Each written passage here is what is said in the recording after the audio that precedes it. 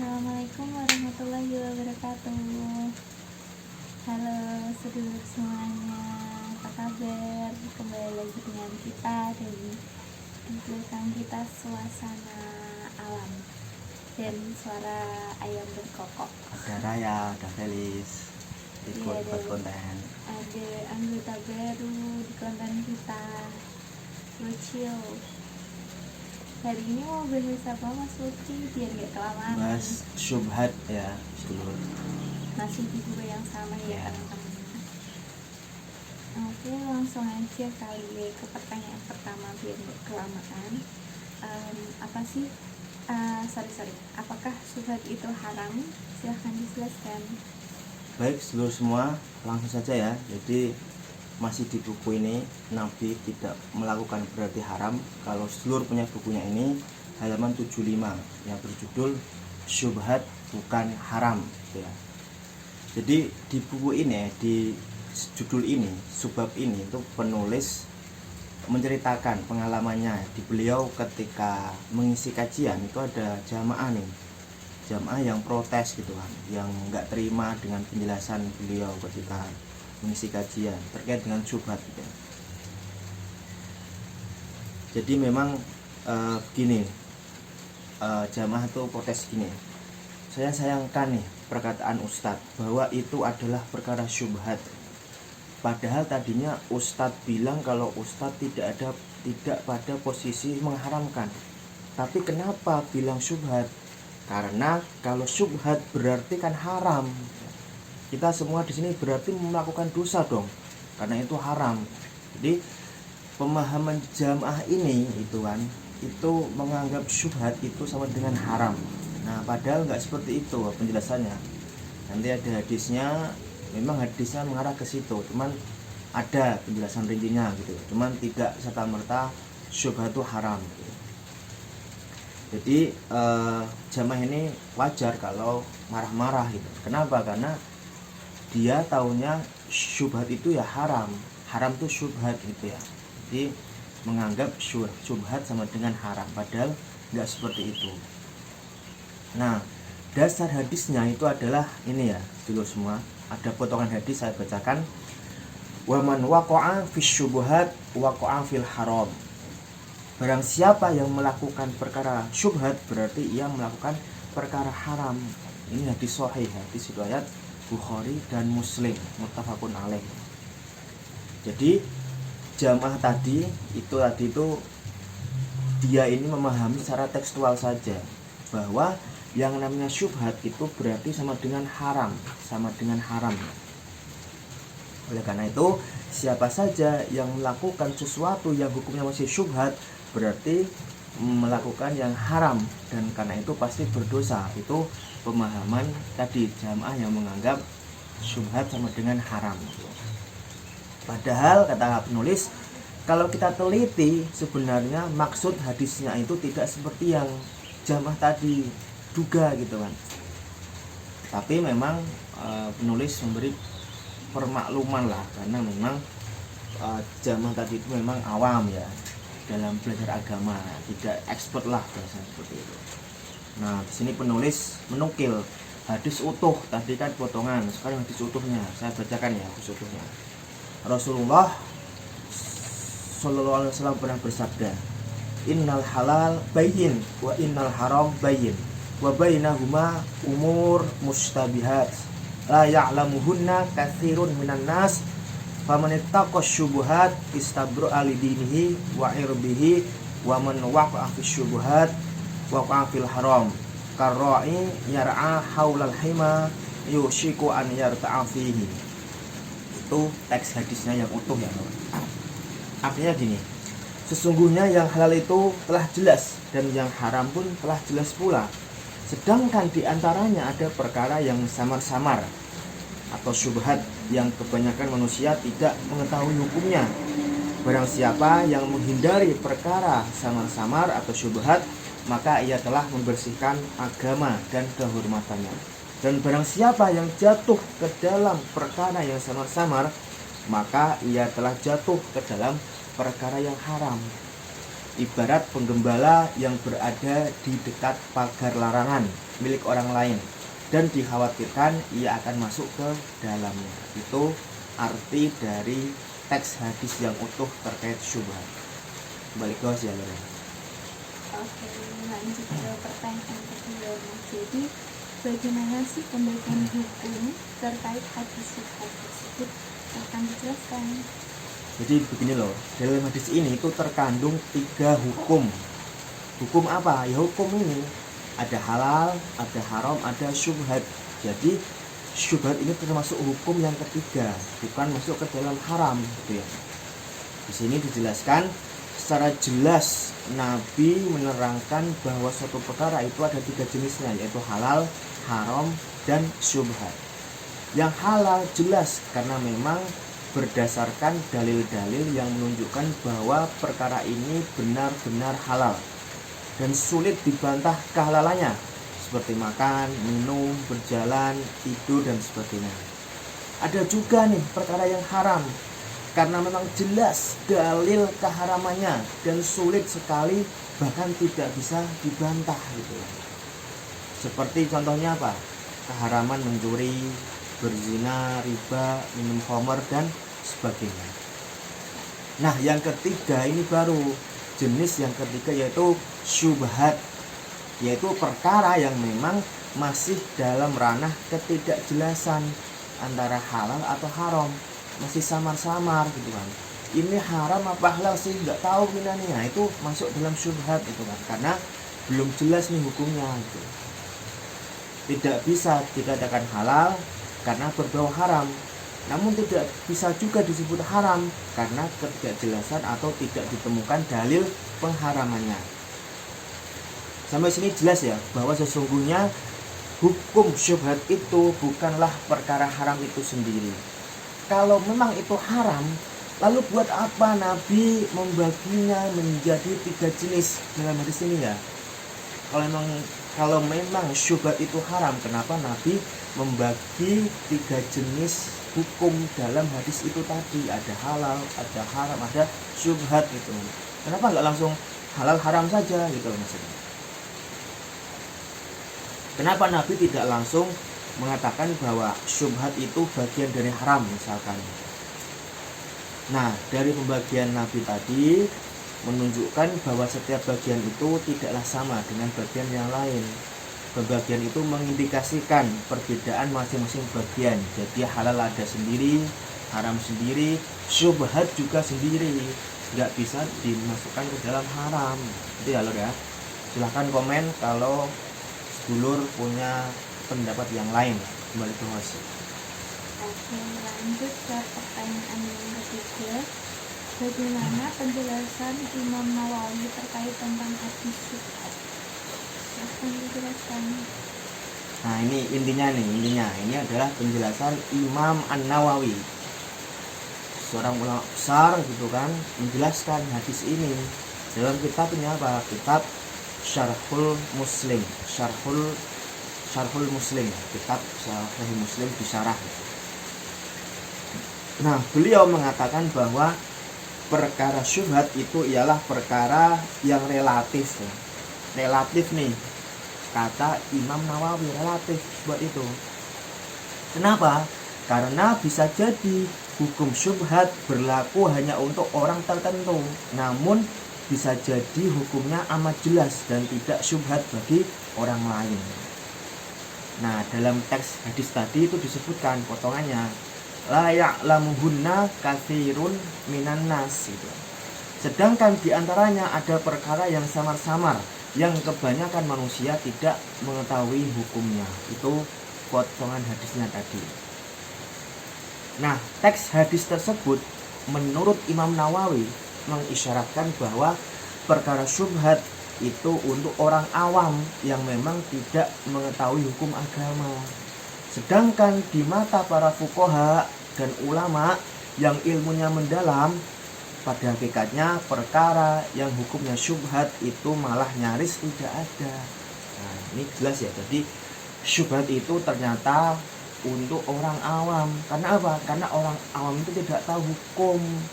Nah, Beda dengan para fuqaha, ahli fikih, ulama, ini nggak ada syubhat, malah nyaris tidak ada. Karena apa? Karena mereka tahu hukumnya. Oh, ini hukumnya halal, ini haram, ini hukumnya A, ini B, C, D, E. Itu malah nggak ada.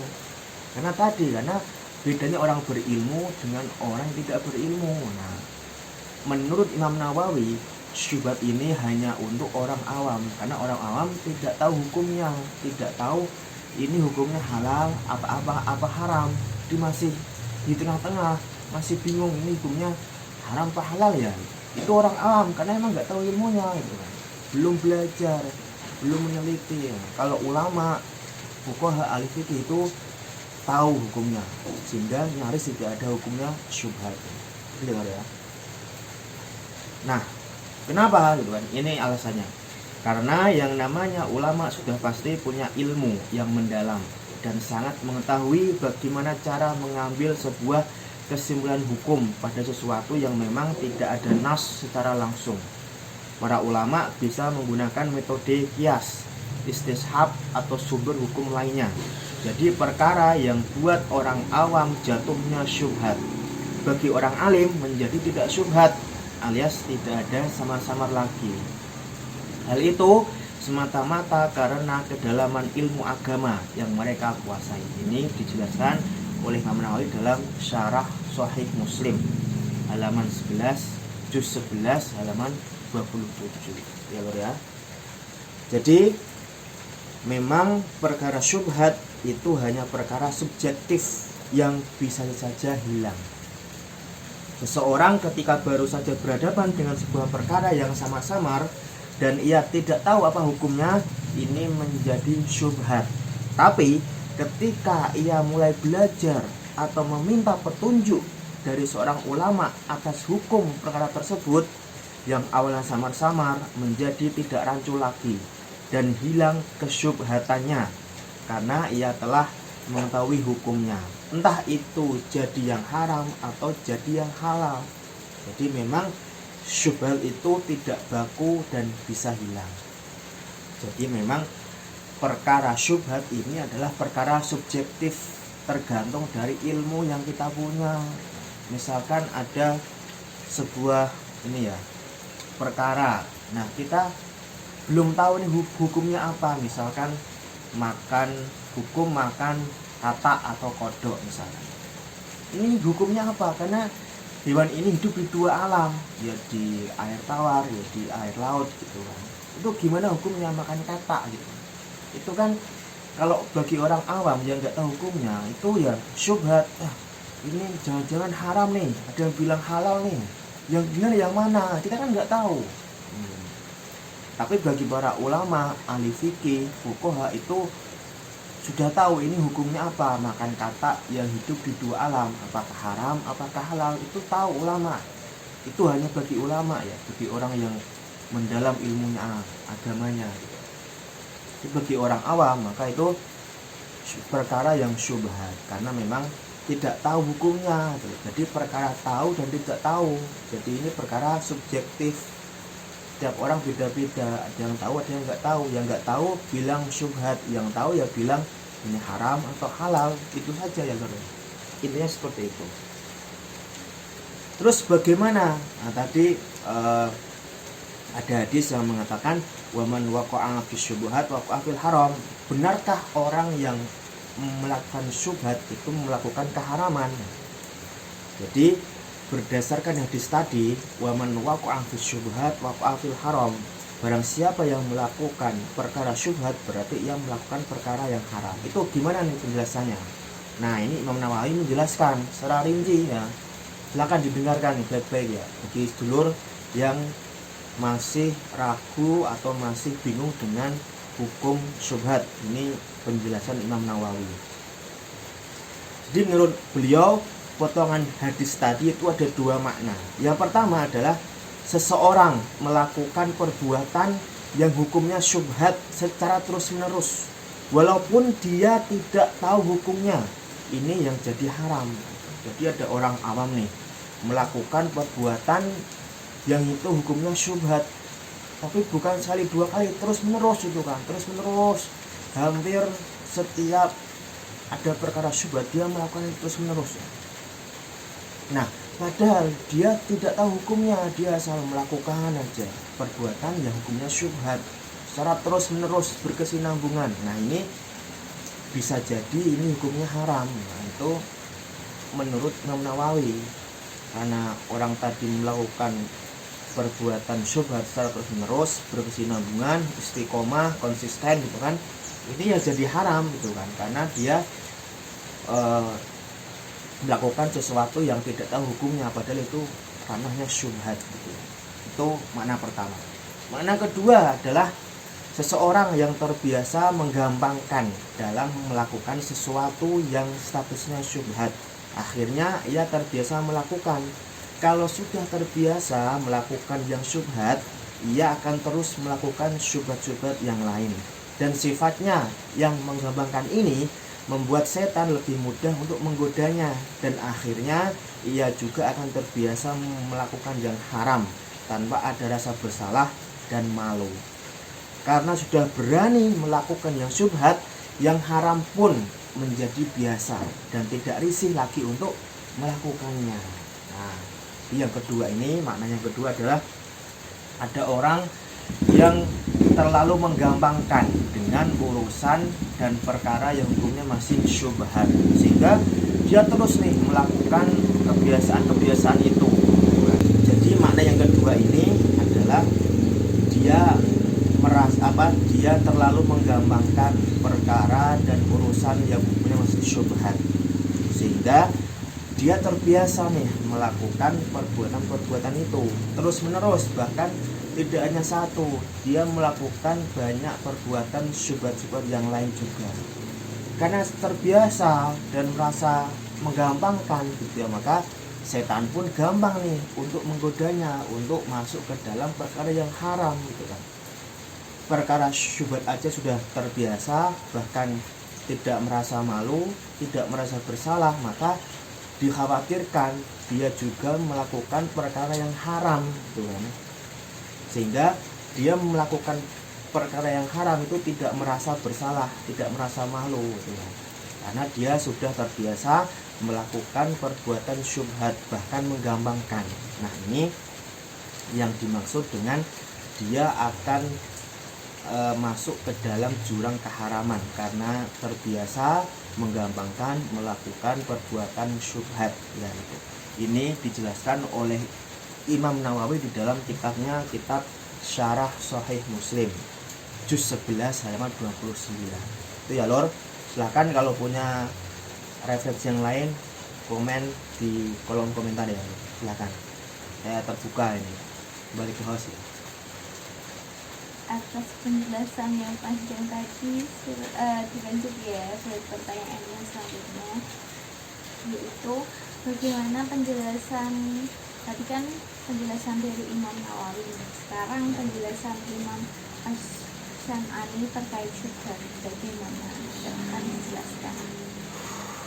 Kalau tadi Imam Nawawi dalam kitabnya Syarah Sahih Muslim, maka ini ada pendapat lain Imam As-Sun'ani dalam kitabnya Subulus Salam juz 4 halaman 171.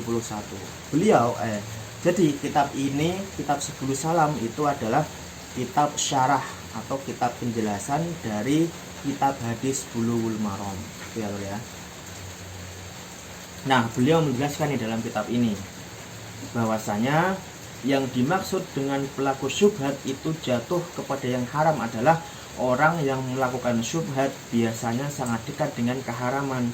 Ibaratnya syubhat itu jembatan menuju perkara yang haram, sebagaimana yang dijelaskan dengan teks hadis selanjutnya, yang artinya adalah seperti penggembala yang berada di dekat pagar larangan milik orang lain dan dikhawatirkan ia akan masuk ke dalamnya. Tauhilah bahwa setiap raja memiliki larangan atau undang-undang. Ingatlah bahwa larangan Allah adalah apa yang diharamkannya.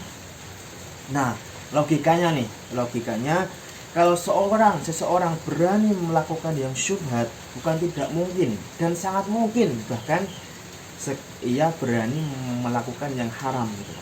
Karena bagaimanapun setan terus saja menggoda manusia dan membuatnya meremehkan sesuatu yang haram bagaimana ia meremehkan sesuatu yang syubhat. Jadi penjelasan Imam As-Sun'ani dalam kitabnya 10 Salam ini mengatakan bahwasanya orang yang sering melakukan perbuatan syubhat itu memang lebih dekat kepada keharaman. Karena apa? Karena syubhat itu adalah jembatan menuju kepada perkara yang haram. Gimana logikanya? Logikanya adalah kalau dia berani melakukan syubhat, perbuatan syubhat bahkan terus menerus, maka apalagi melakukan yang haram, sangat mungkin dia melakukan perbuatan yang haram ya gitu.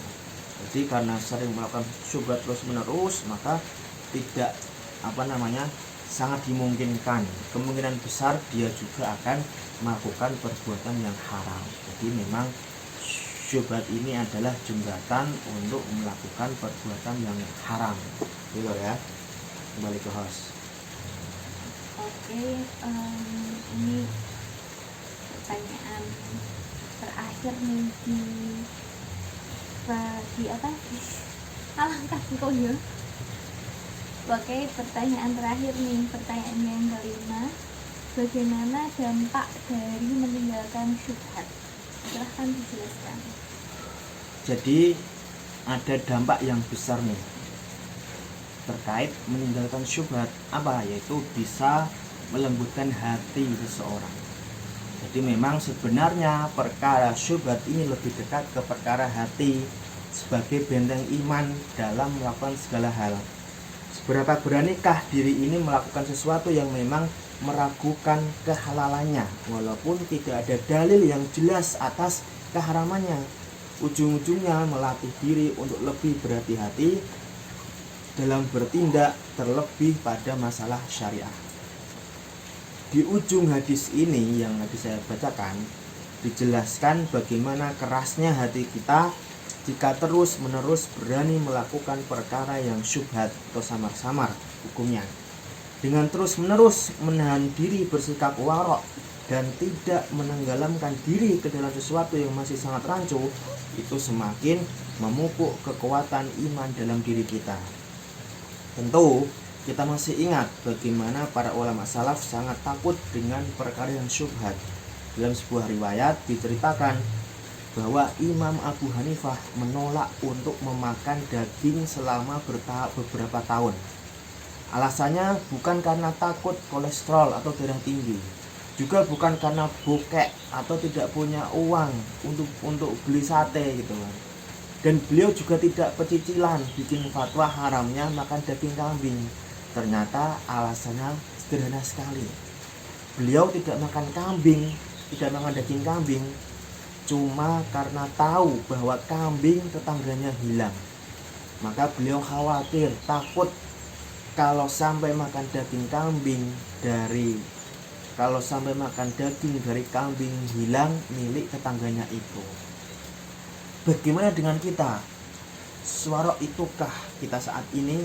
Tanyakan pada hati nurani masing-masing. Jadi memang tujuan kita untuk meninggalkan perkara syubhat itu adalah terkait dengan keimanan, warok ya. Warok itu berhati-hati supaya tidak masuk ke dalam perkara yang haram atau syubhat. Contohnya dari Imam Abu Hanifah gitu kan. Beliau pernah nih tidak mau makan daging kambing selama bertahun-tahun.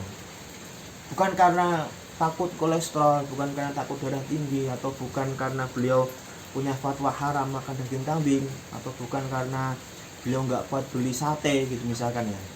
Tapi karena beliau takut, khawatir karena ada nih tetangganya kambingnya hilang, sudah beberapa istilahnya bertahun-tahun hilang gitu kan.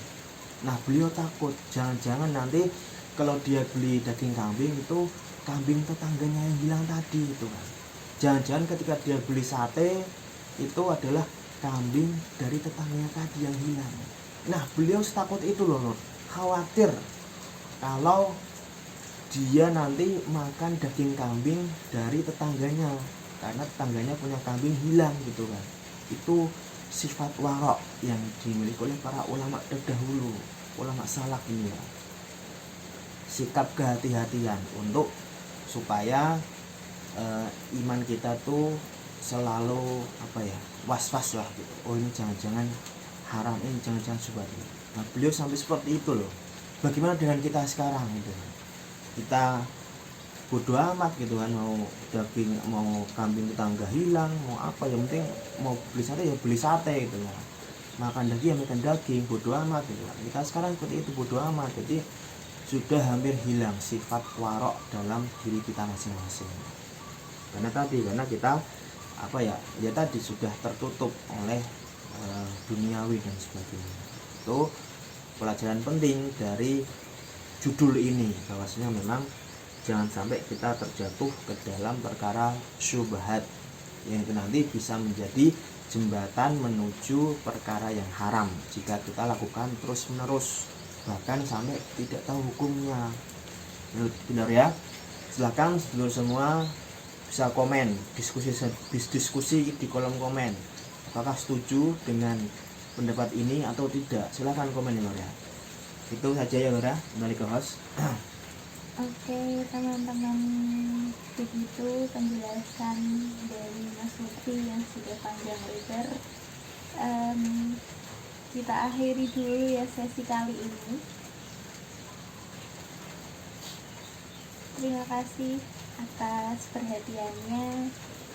Mohon maaf kalau bila ada kalimat atau tutur kata yang kurang tepat atau kurang berkenan dengan kita anggota baru. Jangan lupa like, comment, share, dan subscribe. Wassalamualaikum warahmatullahi wabarakatuh.